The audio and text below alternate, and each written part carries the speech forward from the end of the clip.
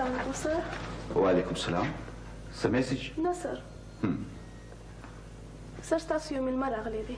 میلمه؟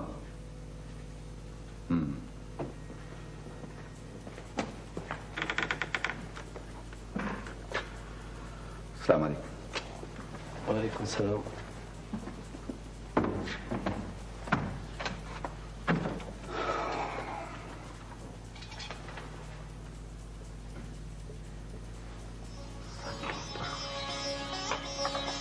صنوبر خان نه؟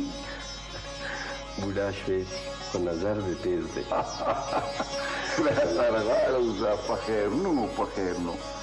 دا دومره موده چېرته وي، چېرته اوسېږي، څه دې کول، اوس څه کې؟ د دې ټولو سوالونو یو جواب دی. اوسګار خیل یم. د شپېتو کالو سرکاري سړی څه کولی شي؟ ها نو لکه ریټایر شوي.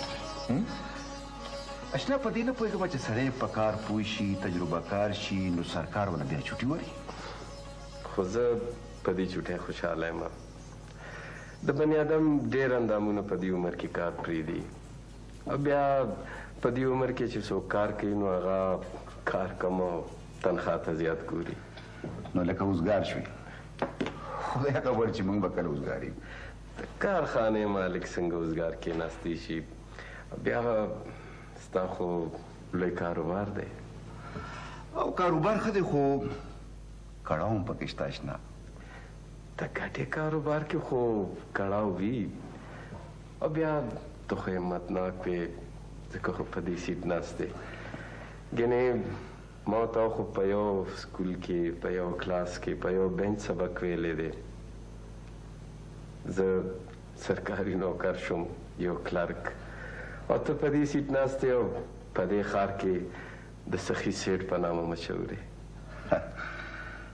زما بس څه سخاوت یې اشنا، بس اصل کې د بل مدد کولو زما خیال دی چې په هر څه بې حیثیت باندې فرض دی. ځکه خو دې رزق هم فراخه دی، ګټه کې روانې. صنوبر خانه که په دې ګټه کې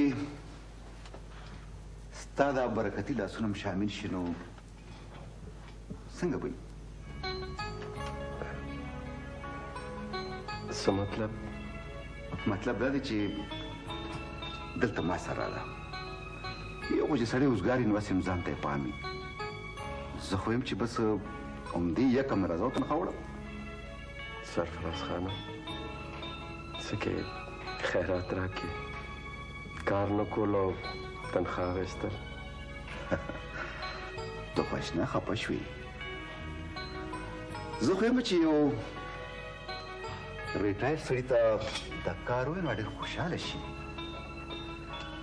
نور خلک یې سرفراز خانه ما 30 کاله ډېره په نره نوکري کړې ده. اکثر افسران به رانه خفه وو ځکه چې زه د هغې د لارې ازغې وم. ما خو دې دپاره ووي چې ستا کار روزګار نشته، خو داسې ښکاري چې ته په کور پوره یې. کار روزګار ته ضرورت نشته ځکه خو باره زیات سپین سپین روب یې. پاک صفا ګرځېدل خو د هر انسان فرض دی. او بیا سرفراز خانه د الله شکر دی، لور مې واده کړې ده، زوی مې خوشحاله دی. بس 2 تنان یو. څه کې ته خو پاسېدی. رښتیا مونږ خو په خبرو شو، ما خو تا ته اړو د چای او شربت رخصتونه کړو. نه سرفراز خانه ما هر څه کړي دي. ښه دا دې راته ونه وي چې چېرته اوسېږي؟ په داسې ځای کې چې ته نشې راتلی. خدای پاک الله دې مل شه. په مخه مخه شه.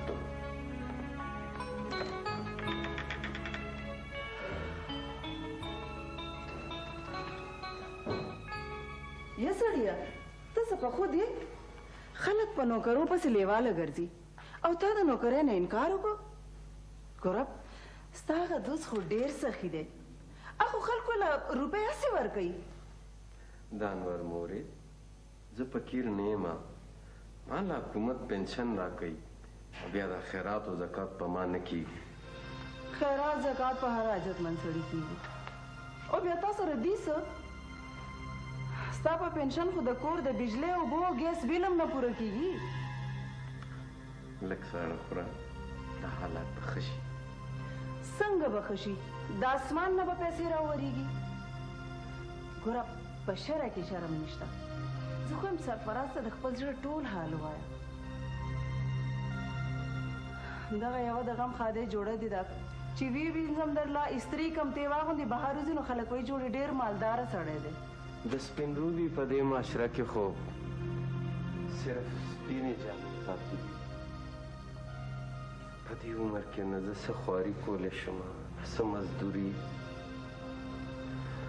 زه خو نه پوهېږم چې په دې معاشره کې به زما غوندې کې د سپین روبي سان جامې.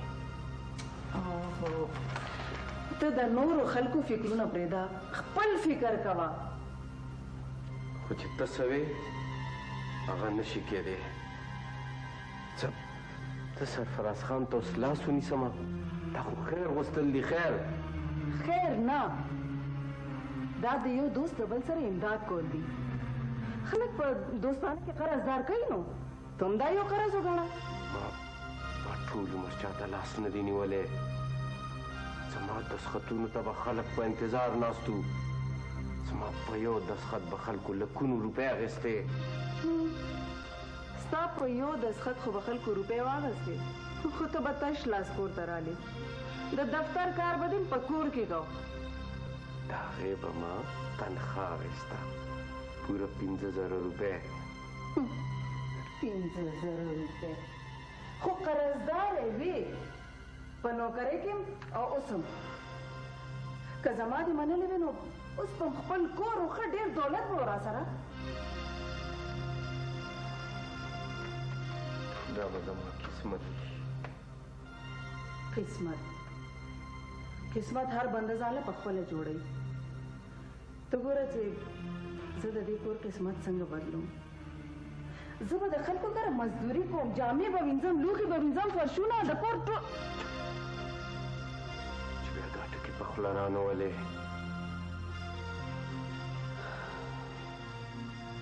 که ګور ګران دی نو د مړي ناکام دی.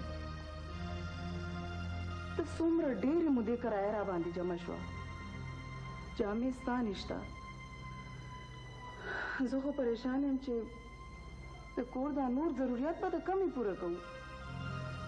دا نور مورد دا د ازمایش یو دور دی، تیر به شي. زه په دې عمر خو څه خواري مزدوري نشم کولی. څوک کمه کچکول راواخلمه دا سپینې جامې مې په ما نشي پرېږدي. خو دا سپینه جوړه به تا خیر تر کمې اغوندې. زه خو یریږم چې هسې نه د خلکو په وړاندې بې عزته شو. په پنشن دې د لور واده وکړو، زوی دې په خپله خوښه واده وکړو، لاړو بیل شو رانه.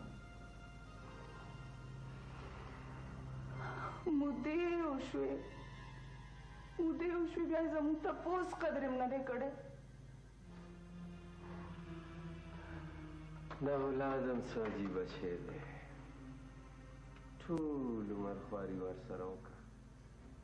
که جینۍ وي ته پردي کور شي، او که زوی وي د ښځې شي.